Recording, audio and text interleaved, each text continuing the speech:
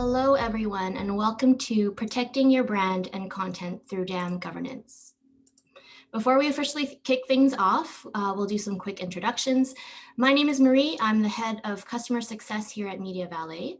I've been in the CS industry for over 12 years and have been with MediaValet for over a year.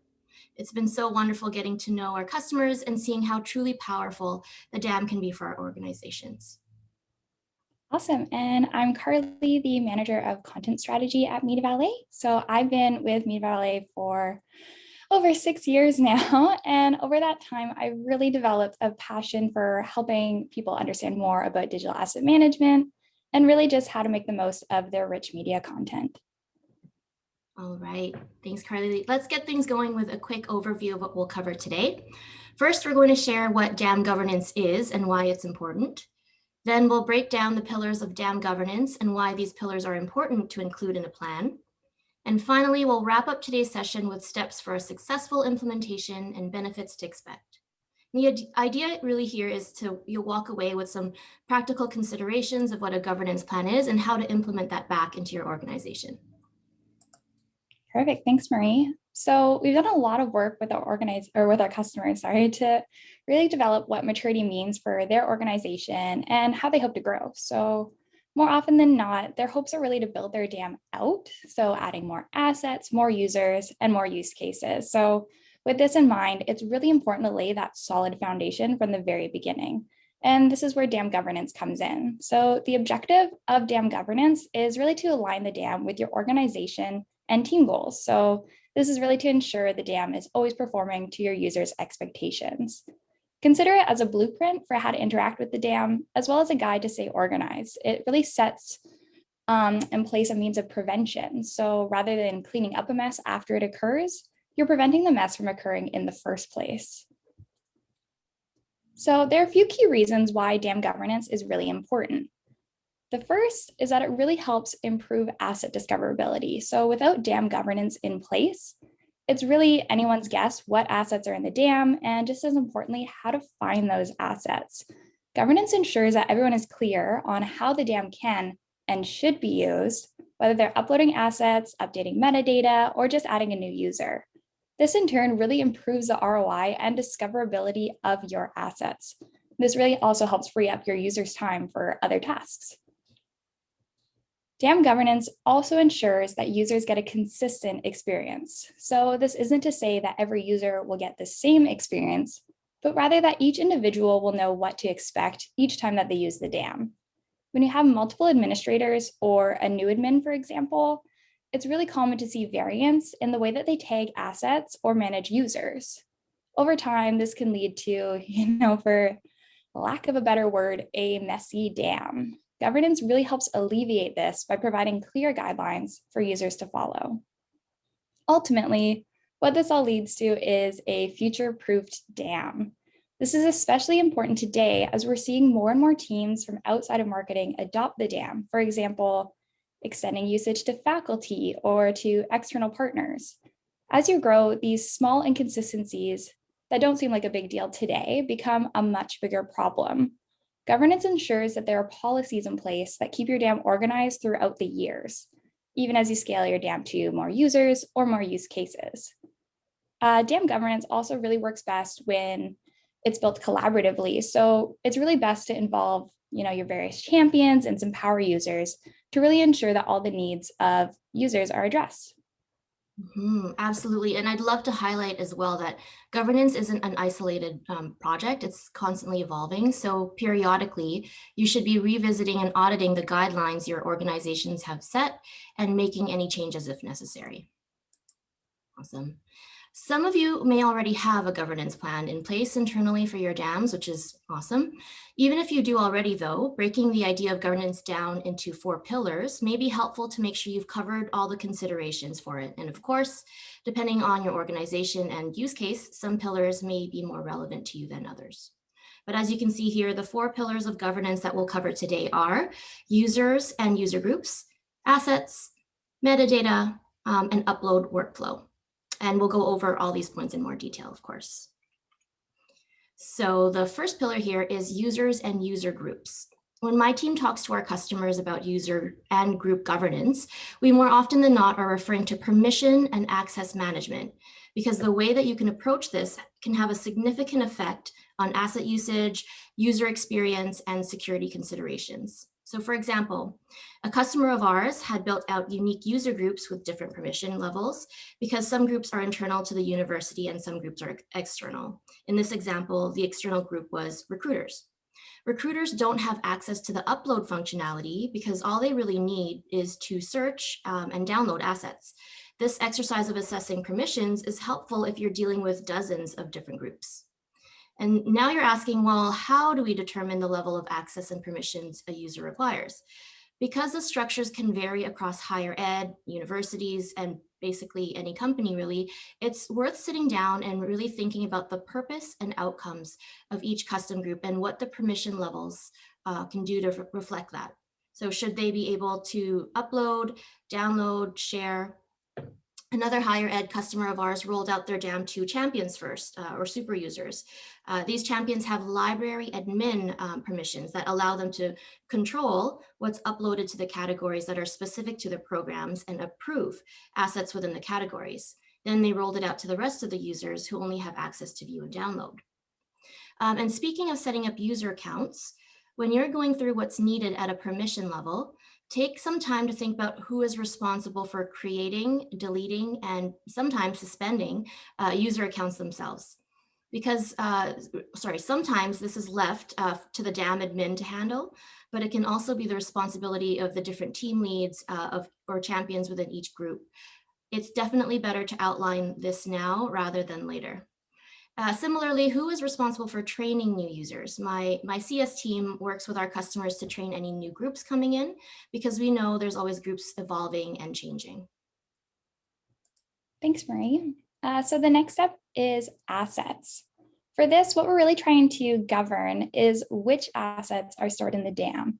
Providing this information up front really helps ensure the right assets are always added and that the wrong ones are never even submitted for approval. This is especially important when you're still using other solutions, such as a local server, for example, as there may be less clarity around which solution contains what. And to Marie's point earlier, your governance plan is constantly evolving. Many of our customers have created a governance plan for their assets during that initial implementation when they're transitioning from one platform to another, and then updated the plan after the implementation was complete. So this really helped manage their user expectations during that period when some assets were already in the DAM while others were still on their legacy system. When building out your plan, you'll really want to consider what type of assets the DAM will hold. So for example, is it just going to be images, or will you store videos, graphics, and documents as well? We've seen higher ed clients leverage the DAM for a variety of different file types. So, there's really no right or wrong answer here. You can also consider using the DAM for work in progress files and source files as well. This is particularly handy when you're frequently using the same templates, or you find that you're often using old design files as baselines for new projects, as it really keeps them centralized in a secure location. If you do plan on going this route, make sure you let your designers know, and you can also get them set up with a user group that enables them to upload directly to the DAM themselves. The final consideration that I'll highlight is if you want the DAM to act as an ongoing library, or if you only want to store assets for a certain period of time. This question comes up most often when organizations are first implementing their DAM, where they'll choose to add assets from, let's say, the last 5 years. But it is possible to do this on an ongoing basis using features like expiration dates or even some filters. This really helps make the scope of that initial implementation more manageable, and it can also help clear out content that's no longer relevant. Awesome. So thanks, Carlie. The next pillar here is metadata. The quality of your metadata can enhance file searchability, it can minimize user uncertainty, and it can increase asset ROI. It's so important to assign governance around this because it can truly impact the overall health of your DAM. So now that understanding metadata heavily impacts asset discoverability, you have to ensure that your uploaders are tagging the most meaningful metadata. And on the other side, making sure that you are communicating to the end users guidance on what to search by to find the files that they're looking for. Some of the topics to address when you're putting together your plan should include what types of value and information should be added to keywords, categories, folders, and attributes respectively. This question is crucial because it brings clarity to users and means that you as the DAM admin don't have to go back and retag mistagged files, which we all love doing. Who is permitted to add and edit tag metadata? This ties into our earlier point of users and user groups. Is it going to be a free-for-all, or does it make more sense for designated department champions or even or an even smaller group of people to only have access to this? And the last question to consider is, what is your file naming convention, if you have one? This one can become extremely important to outline, especially to those who are constantly creating content and whoever is uploading assets. All right, so the last pillar here is upload workflow. Your upload policies and practices are often what we consider the first line of defense in ensuring your DAM stays clean. The purpose of this part of your plan is ultimately to really help you streamline uploads, as well as save yourself, the DAM admin, a significant amount of time. The first consideration is if you want asset uploads to be audited through some kind of approval workflow. And in addition to that, is this going to apply to all users or just to certain user groups? We've seen a combination of approaches to this. Usually it's with the individuals in the core marketing team having more liberal upload capabilities, while external users such as photographers will require approval. Regardless of how you opt to manage this, it's really best to communicate the plan to each individual user group, and that way they know what to expect in terms of processes and, arguably more important, timelines. You also need to understand and document who is responsible for approving those new asset uploads. Very often, we see this handled by multiple people, so it's important to document who is responsible for specific upload approvals. It could be divided by asset type, what category it's being uploaded to, as well as even who uploaded the asset in the first place. So taking the time to decide on and document this now can really prevent assets from being left in the approval queue down the line. So, of course, after doing all that hard work of building your plan, the next question is, how do you socialize and communicate it out to your users? To fully realize the value of your DAM, you need the buy-in of your team to make sure that they're aware of the rules of engagement and why it's so important. So we've broken this down into 3 different steps of how to communicate, and after this, we'll cover the whys. So step 1 is to simply document the plan and the policies. Our customers have created everything from very pretty branded handbooks or pointed 2 to 3 minute videos that they can circulate internally. Some, it's just information that's added to a Word document or in a general wiki or intranet page. Any way works as long as you get it down somewhere shareable. Step 2, share the plan and document with others. Anyone with a marketing background, which I suspect is a large amount of you, have heard of the rule of 7, which states that someone needs to see or hear your marketing message at least 7 times before they take action and buy from you. So that can mean, in this case, emailing your users the document, verbally discussing it during team meetings, incorporating it into the DAM training, which is really important, or simply uploading the document to your DAM. A nice little trick here too is to make sure you have champions in each department, or better yet, key stakeholders that can also help you enforce the governance guidelines, be it at the end of a team meeting or at regular town halls. And then the last step here is to revisit the guidelines from time to time. We strongly recommend doing an annual or biannual review of your plan to make sure it stays up to date and relevant. Updates can be triggered by adding new groups, new use cases, or even new types of assets to the DAM. The only constant here is change, but what's more important is that you recognize what these changes are and take action. Okay, so the big question here, and what everyone is wondering is, why invest the time in creating the governance plan in the first place? Is it really a big deal, or can you just let everyone have access to whatever they want in the DAM? If you take a step back and think about the biggest goal of the DAM, which is to provide your organization time back, more productivity, security, and return on investment of high value or any assets in general, it becomes really clear that, yes, you should invest the time to do this. First, it eliminates uncertainty. Generally, people don't love change and ambiguity, and a governance plan helps with that change management.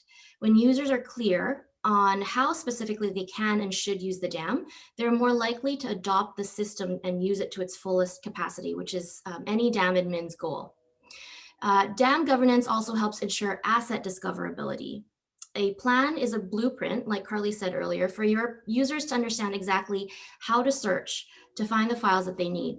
So being able to help themselves at any point saves them and you time, so that you can all spend more effort focused on what's really important. The second benefit to this is that your files will be found and used more frequently, which of course increases the asset ROI. And the last point here is that it reduces admin maintenance. With an official plan, rules and processes around how the dam is used are clear. Without a governance plan, when it comes time to audit your dam, you may find yourself retagging assets, naming files that didn't follow the correct conventions, or worse, constantly answering questions from users who can't find the files that they need. So a healthy and well-used dam can really help your organization scale faster and become more productive. And who wouldn't want that? Absolutely. So the last point that I want to highlight is that governance is not a one-size-fits-all solution.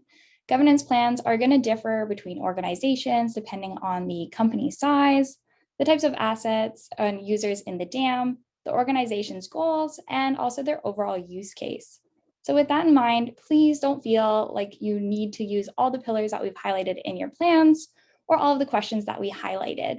They're simply meant to act as a baseline for you to then adapt and build on for your own plan.